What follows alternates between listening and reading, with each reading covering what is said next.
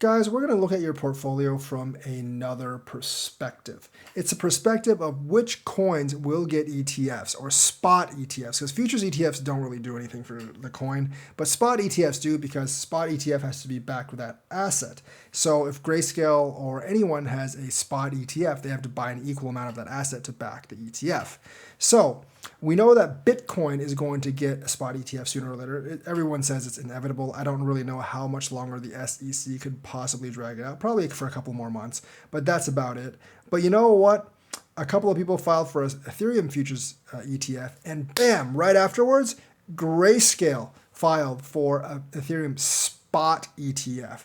That's right, people. So the thing is, look for futures ETFs of certain coins or new coins. If you see a futures ETF of X coin, you check if Grayscale has a single asset fund of that coin, and if it does, you should probably buy that coin because it's probably going to get an ETF soon.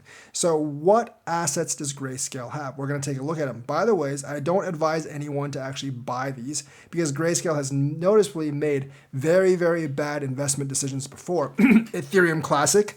So it doesn't mean these coins are going to do great, but they might experience a pump when they actually get an ETF. And especially this is true, like I said, if these coins have anyone else filing a futures ETF for them. So which coins in Grayscale have single asset funds? So you have basic attention token. Now, I don't think they're going to convert this one into an ETF. Why? It's only worth $988,000. So it's a very small holding for them. I'm actually happy that they have this because I have a bunch of BAT. Not because I love BAT or because I kept on buying BAT, because I get free BAT from my Uphold account using the Brave browser. So I have a couple thousand BAT. So if they turn this into an ETF, awesome for me, but they probably won't because it's not worth very much. They have a Bitcoin Cash Trust Fund. I'm not a huge fan of Bitcoin Cash, obviously, but this one is worth $69 million.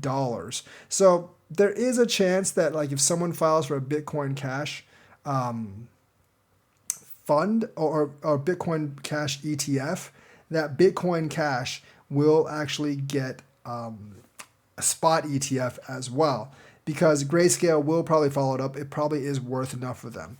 Obviously, we all know they have a Bitcoin trust. They have a Grayscale Chainlink trust. So if you see someone file for a Chainlink ETF, they're probably going to follow it up as well. This one is worth $2.2 million. They also have a mana fund. This one actually kind of surprised me. I didn't know they were really into mana or Decentraland. This is not what I would have guessed, and it's actually worth $5.273 million. Would I buy this right now, or would I buy mana Decentraland right now? No, because I think there are other metaverses that are far surpassing it. I think it's going to be blended into obscurity sooner or later. But the thing is, like, if there's a futures ETF for mana, there might be a spot ETF, and there might actually be a pump for it. There's an Ethereum Classic fund. It's actually worth a lot. It's $180 million, but I think Ethereum Classic is going into the gutter because I don't really see any development potential and I don't see any future for it. So regardless if someone files an Ethereum Classic ETF or not, I would probably not buy Ethereum Classic. You obviously have the Ethereum Trust, and we all know about that. They have a Filecoin Trust. It's only worth $343,000 though, so I doubt they would convert this one into an ETF. It's not worth a lot. They have a Horizon Trust, which is $4.7 million. So someone files, a Horizon ETF, might just want to think about it. They also have a Litecoin Trust, $97 million. I don't really see a future for Litecoin, but it might get like a little pump or maybe even a big pump when Grayscale files for an ETF for Litecoin. And I think this is one that they might likely file sooner or later, just because Litecoin is pretty big and there's still a lot of fans of Litecoin. So look out for that. There's a Live Peer Trust that's worth $3 million. I just would not buy Live Peer at all. Like, just it's dead. Don't buy Live Peer. Even if they try to file for an ETF, which they probably won't, I wouldn't buy it. There's also a Grayscale Solana Trust Fund. Solana, I'm not a huge fan of, but it's been a while since they've actually gone down. I know that shouldn't be a celebratory point for any coin, but for Solana it is. We haven't gone down for a while. Woohoo, we're awesome. But either ways, Grayscale Solana Trust Fund, I think Solana could be up and coming. So if you see a futures ETF for this, you might want to buy some just for the spot ETF coming from Grayscale. There's a Stellar Lumens Trust, $8 million. Same thing. And then there's a Zcash Trust worth $8 million. So those are the coins you actually want to look at. And the ones that I think they could file very soon, Litecoin, I think, is more likely than the others. Link might be more likely than the others as well. Maybe Filecoin as well. I've heard some stuff with that as well. The other stuff, I'm not sure. The stuff I wouldn't buy, Ethereum Classic and LivePure, I definitely wouldn't buy. But outside of the single asset funds, you also have to look at the diversified funds. They actually do have a DeFi fund. Now, I don't really know if they'll turn any of these into ETFs. I'm not really sure if they can, but they have two of them. One of them is the Grayscale Decentralized Finance Fund, or the DeFi fund, and that's only worth $2.7 million. But the other one is the Grayscale Digital Large Cap Fund, which is $240 million. Now, the Digital Large Cap Fund is just a conglomeration of Bitcoin, like Ethereum, and a couple of others. So I'm not really sure how much that'll actually help. Let's actually look at the Decentralized Finance Fund.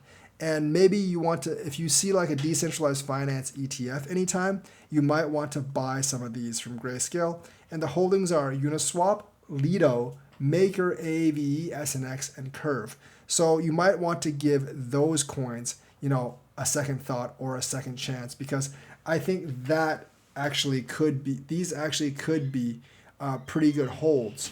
Because, if Grayscale eventually makes this an ETF, they would have to buy all of these coins. However, it's only worth like a couple $1 million right now. So even if they do, it wouldn't be a big deal. And it'll be a long time before they do. If you actually look at their diversified assets, their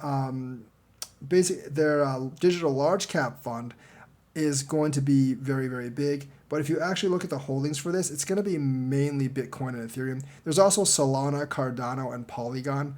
Solana has its own fund, so you might want to buy that anyways. Cardano, it's only 1.22% of the fund. However, like 1.22% of the fund is still over $1 million.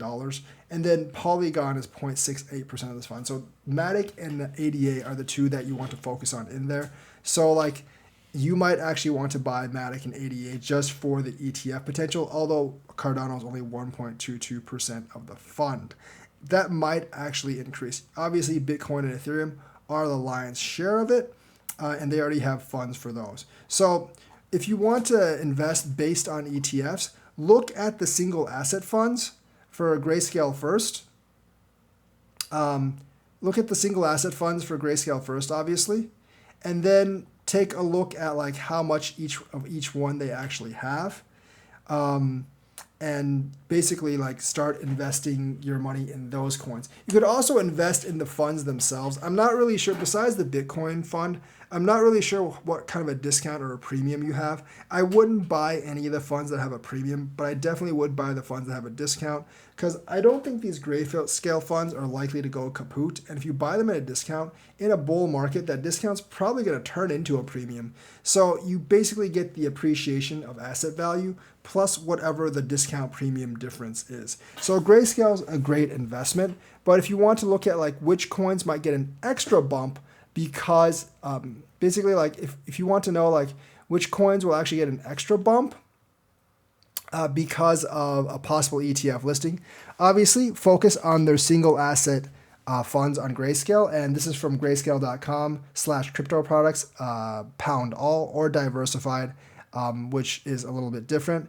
And the diversified ones, the only ones outside of Bitcoin and Ethereum, are Cardano, Solana, and Polygon. So those actually have some place in Grayscale's heart as well. I think Grayscale funds overall are a pretty good asset class, but it could give you an insight of like which coins could actually get ETFs first, because Grayscale has been very, very aggressive in this. I think part of it is just beating the SEC, but part of it is because they want to be first in all these markets, and they are going to be aggressive enough to where like no one else beats them to the punch. So obviously, like once again, like if you want to go into DeFi, you got to give a little bit more thought to some of these like Uniswap, Lido, MakerDAO, AAVE, SNX, and Curve. And if you want like single asset ones, then check out their single asset fund. Like I said, I think Litecoin is probably the most likely, and maybe Link is the most likely to be converted. They do have a big Ethereum classic fund. I'd be really surprised if they convert that though, because that coin's going into oblivion. But there's some pretty interesting products in here that could actually receive a pump because of the ETF hype from Grayscale. So that's the news for today. Let me know what you think. Like and subscribe, hit that bell notifications button. Thank you and have a nice day.